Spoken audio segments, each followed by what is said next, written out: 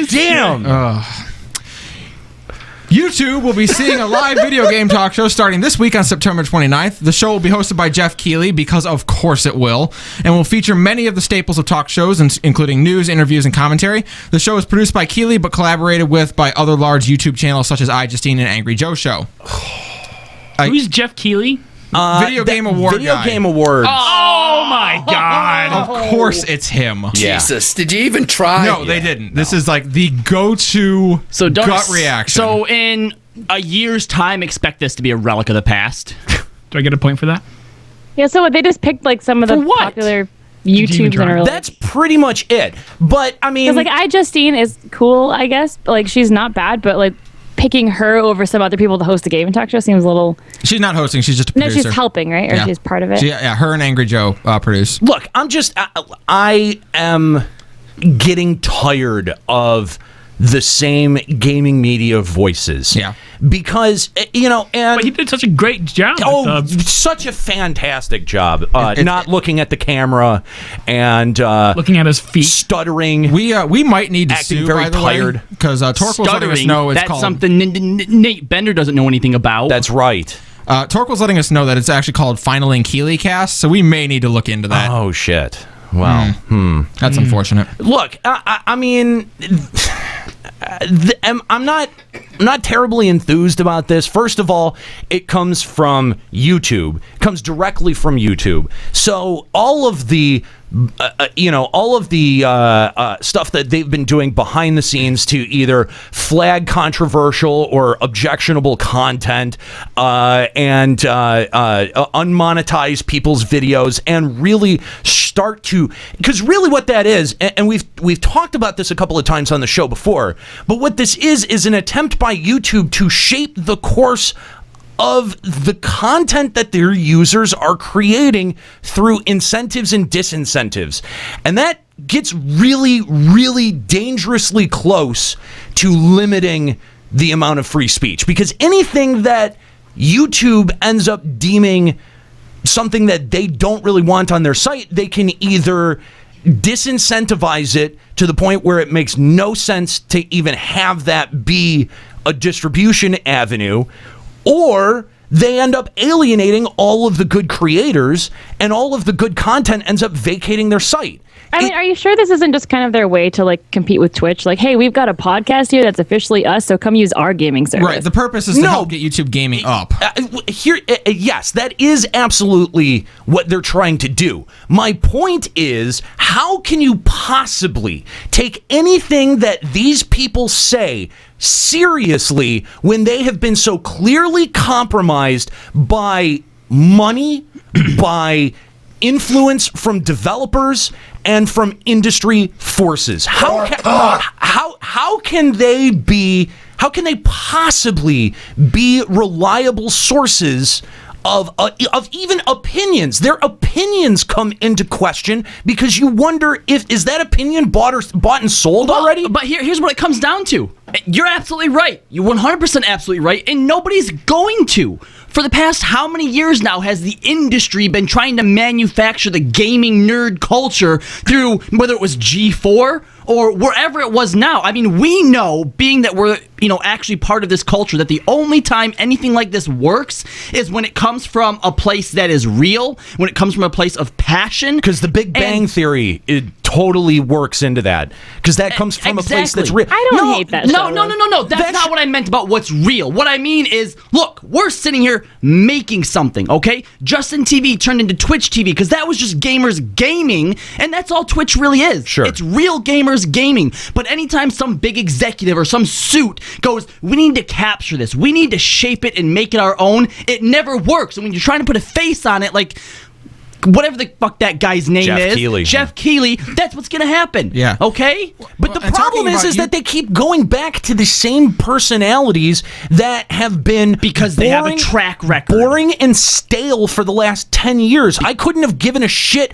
about Jeff Keighley when he was a host on G4, and I sure as fuck don't give a crap about him now. You're right, and that's something, it's this weird blind spot that people in those big executive position of powers has. I mean, how many times has the DC universe been making the same mistakes just because they're trying to copy hire Marvel. Zack Snyder again. He has a track record of failure. We have to absolutely continue that track record. Keep hiring Zack Snyder and give him almost unlimited gobs of money. Fuck you, Michael Bay. It's ridiculous. You have this weird obsession with Michael Bay.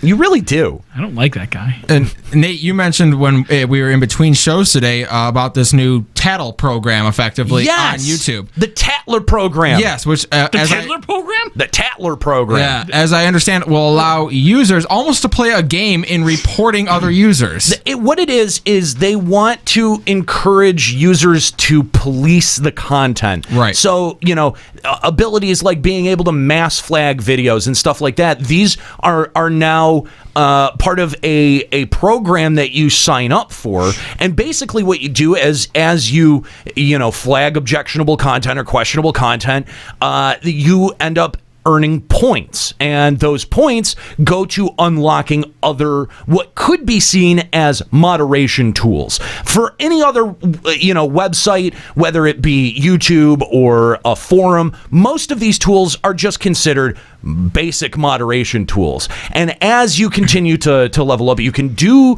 more and more things like mass flag more and more videos, etc. It's because they don't want to pay real mods with money, so they're that is a huge part of it. Yeah. But You geeks are so gullible.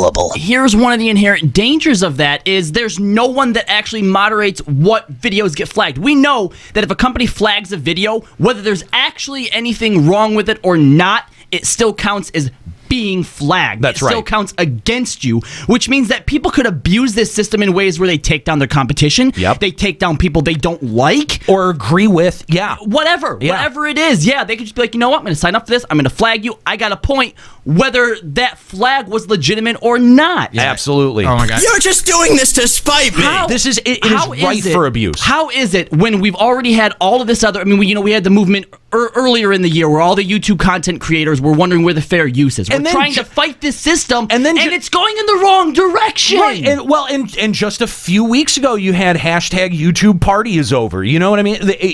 When the discovery that disincentives had been introduced for objectionable or even questionable content that exists on the site, and that people had videos up that hadn't been properly monetized, even while not violating the spirit or even the strict code of the system, that have been flagged anyway. I mean, yeah, I think it's a pretty concerning trend. Yeah, and this is, but the thing is that YouTube, as a private company, has that discretion because we all signed the terms of service when we signed up for the website. YouTube is not under any kind of obligation to provide their service as a free service. They're a privately owned and held company. They allow us to use their bandwidth because they can place ads on our videos, and they're able to monetize their own site that way. And what they're doing is they're trying to make their site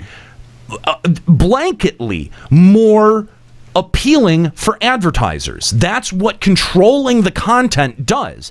And I think that we saw the underbelly of this issue surface earlier this year when we saw things like these YouTube drama channels skyrocket in popularity overnight. Your drama alerts and things like that. We saw the overnight popularity of that, and then I think that it very much put YouTube on the defensive because a lot of advertisers were going, well, why are my ads showing up on these shitty videos? I understand that that's a balance that YouTube has to ride, and that at the end of the day, it's their market to lose. You know what I mean? Like, they have the lion's share of the streaming video market, and it's not like they have the exclusive rights on the technology. It's not like they own the only streaming video platform out there anymore. And I do think that you're going to start seeing a migration of talent off of this service and onto other places. Do you think that's possible, that something could overtake YouTube? If they keep pursuing the business model that they've been pursuing, yes. Even with the amount of money they have, you don't think they would just buy out anyone else who tried to pop up? Yeah, I do. I do. Well, you know, mean, the important thing to ask here, and it was Oshihedra that says it in the chat. Who tattles on the tattlers? That's no one knows. There's no one checking that system as far as we know. And if there are, they're paid Google employees, which the irony then sets in of like, why aren't these paid Google employees the ones to be, you know, your Be the foot mods in the soldiers? first Someone needs to get in there and Ozymandias them. Yeah. Wow, that's so next gen. Right. Yeah, I mean, think about what we got flagged for this week. Yeah. It was like, that's fine to talk about, right? We watched on one of our post-show videos. We watched like a portion of Rick and Morty. Yep, we watched an episode of Rick and Morty. And kind of commented on it. Completely off camera. You couldn't actually see any of the video, any of the episode playing. You just heard it in the background. Yeah, you could just hear it. And it was a private video. It was an unlisted video. Unlisted video. And we got flagged for it. We had to go to YouTube copyright school, which is unbelievably frustrating. Don't they have a video from another show in there? Like when they make you watch the video for getting copyright strike, don't they have video from something other show? It's a Happy Tree Friends video. Oh, great. Yeah. That really gets their point across. Right. Anyway. Is there something wrong with your burger phones, Chris? I see you keep popping into frame on Callie's screen. It's because it's really loud. I fixed it. Oh. Okay. You're really loud in my head. Crayola, Chris. Oh, sorry, Crayola. We can just Chris. call him Crayola for short. Okay. Should I change his nameplate? Could ya? You still have to use like the big letter, little letter, big letter, little letter. Yeah. Okay. And it should obviously be spelled with a K. Well, duh. Duh. Okay. Cool. Duh. Yeah. Well, if you put it with a C, we might get flagged. Anyway. Bullshit.